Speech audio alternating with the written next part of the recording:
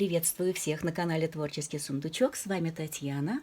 В сегодняшней работе я буду использовать вот такие блоки. Как шить такие блоки я уже неоднократно показывала, но не всегда делилась тонкостями. Из таких блоков в прошлом году я шила матрасик на садовые качели. В дополнение к ним я пообещала сделать коврики, или вернее это будут чехлы, потому что коврики будут с дополнительными элементами, и по ходу работы вы это увидите. Ну и несколько подсказок, как я шью эти блоки. В блоке центральный лоскутик 4- или 5-угольник. Можно использовать и треугольник, но мне больше нравятся 5-угольники. Шьют крейзи-блоки многие, но ни у кого я не встречала такой подсказки, поэтому делюсь с вами.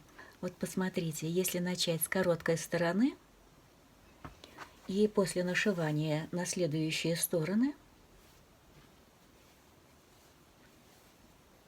этот элемент остается совсем крошечным, практически он теряется. Я всегда начинаю по самому длинному срезу. И тогда эта деталь у нас увеличится, приблизится по размеру к остальным.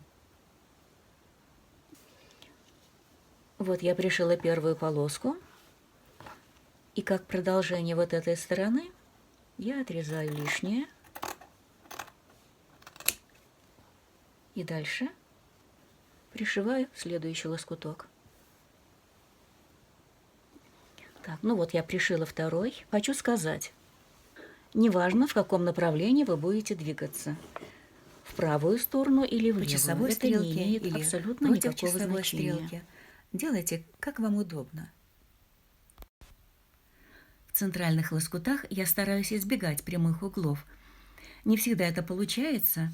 Я вырезала вот из этого куска ткани. Кстати, это памятная ткань. Мне ее дали и попросили, чтобы она присутствовала в этой работе. И я решила использовать ее как центральный элемент.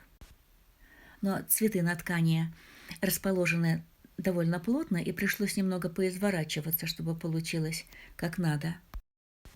На основе всегда можно скорректировать, изменяя угол наложения очередного лоскутика. Так, это у нас 4-я полоска.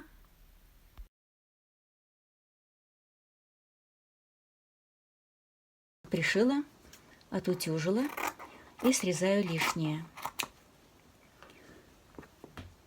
А вот здесь я ничего срезать не буду.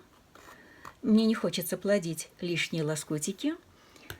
И, скорее всего, вот этот уголок у меня тоже останется под очередной полоской. И еще одна подсказка. Если вы шьете по основе, то вот этот лоскут центральный располагаем на основе таким образом, чтобы линии среза лоскутика не были параллельны сторонам основы. Ну и дальше накладываем следующую полоску и аналогично всем предыдущим пришиваем, обрезаем, отглаживаем.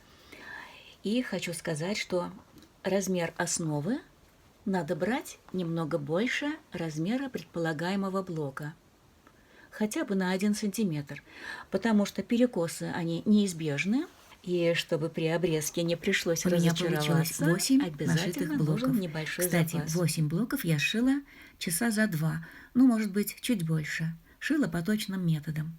На все квадраты основы положила центральные элементы, затем к ним добавила по одному лоскутику и всю стопку к машинке. Прострочила, погладила, также второй лоскутик и все последующие. Я их даже не скалывала, просто прикладывала очередной лоскут на предыдущие в стопку и к машинке. Получается быстро. А теперь я все блоки осноровлю. Подготовила блоки для дальнейшей работы. У меня будет 2 изделия по 4 блока на каждом. Процесс сборки блоков я покажу в следующем видео. На канале прибавились подписчики, и думаю, что кому-то мой опыт пригодится. Жду ваших отзывов, с удовольствием читаю комментарии и стараюсь на все отвечать. Благодарна за ваши лайки и подписки. Жмите на колокольчик, получайте уведомления о моих новых работах. На этом я с вами прощаюсь. До скорой встречи!